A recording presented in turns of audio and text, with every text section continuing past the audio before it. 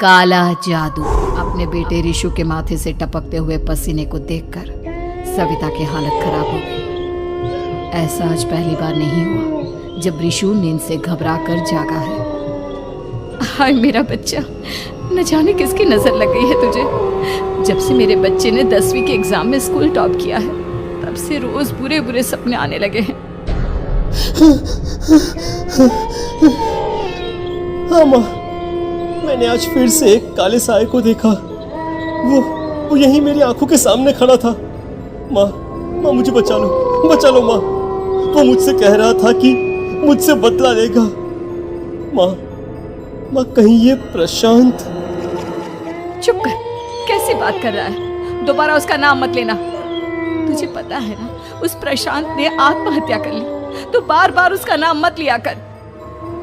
Mummy, क्या सच में प्रशांत ने आत्महत्या की थी? चुप कर, बहुत सवाल पूछता है आजकल। और फिर रात के वक्त सविता के पूरे घर में एक अजीब सा काला धुआं छाने लगा। गहरी नींद में सोई सविता की जैसे ही आंख खुली उसका दम घुटने लगा। वो दौड़कर रिशु के रूम की तरफ गई, जहां उसके दरवाजे पर घूमती एक काली परछाई देख वो बुरी तरह से घबरा गई। कौन है वहाँ? कौन है? सामने आओ। ये मैं हूँ, तुम्हारी काली करतूत।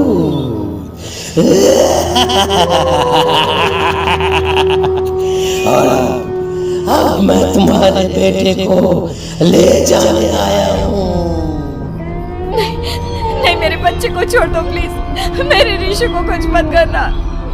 वो परछाई रिशु के कमरे में घुस जाती है।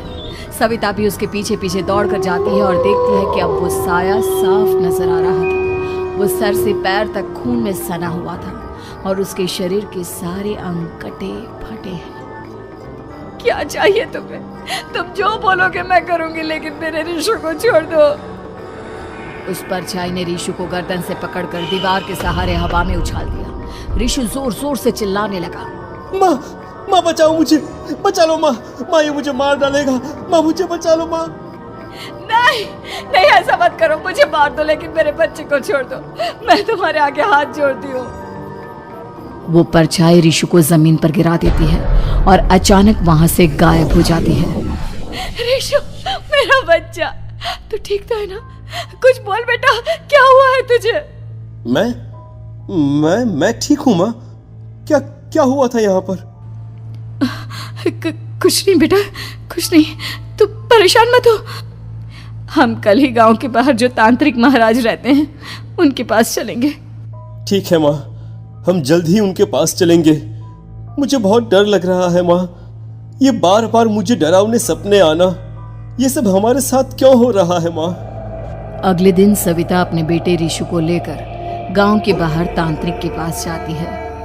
जिस जगह पर तांत्रिक रहा करता था वो जगह बहुत डरावनी थी। चारों तरफ कंकाल और खूब भूतियां नजर आ रही थी। गांव से दूर वीराने में उस जगह पर जोर से आंधी चल रही थी।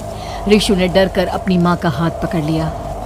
माँ मुझे बहुत डर लग रहा है। ये कैसी जगह है? देख बेटा, हमारे साथ जो कुछ भी हो रहा है उसका इलाज सिर्फ और सिर्फ ये तांत्रिक महाराज ही बता सकते हैं। अब यही है जो हमें प्रॉब्लम से बाहर निकाल सकते हैं। जैसे ही सविता और रिशु तांत्रिक की झोपड़ी के अंदर पहुंचे, वहां का नजारा देखकर उनकी आंखें फटी की फटी रह गई। तांत्रिक की झोपड़ी के अंदर कई सारे लोग अपनी गर्दन घुमा घुमा कर जोर जोर से चीख रहे थे। कौन हो तुम और यहाँ क्यों आई हो? महाराज, मेरे बेटे को कुछ दिनों से एक डरावनी काली परछाई नजर आती है और कल रात उसने मेरे बेटे पर हमला भी कर दिया।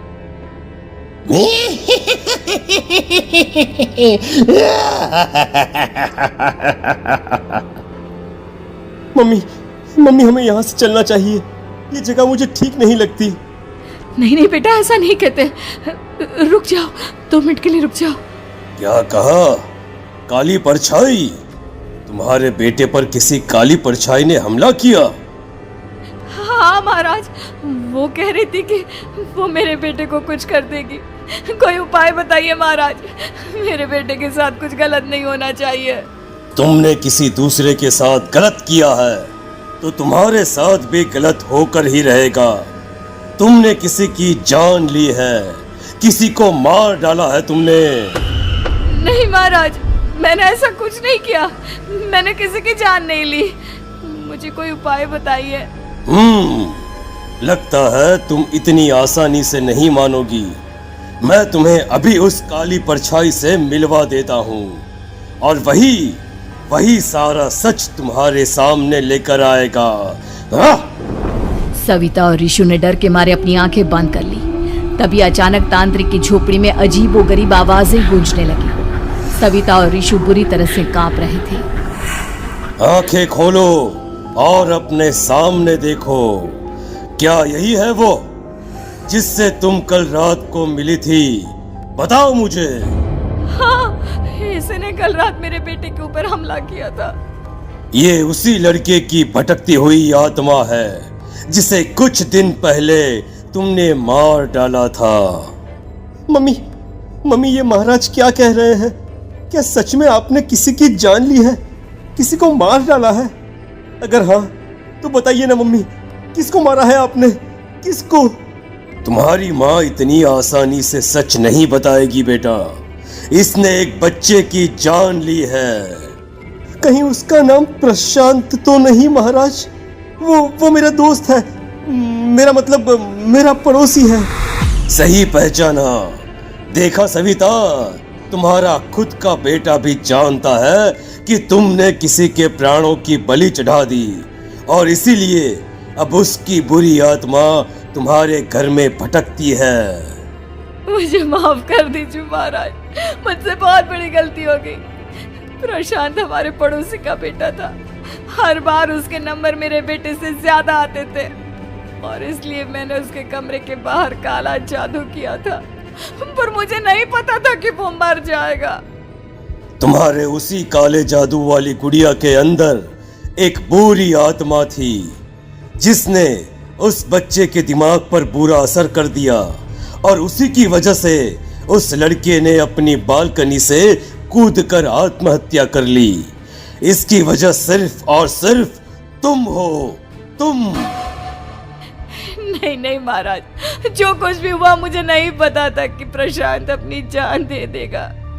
प्रशांत की आत्मा इस वक्त तुम्हारे सामने खड़ी है, हमसे बात करना चाहती है।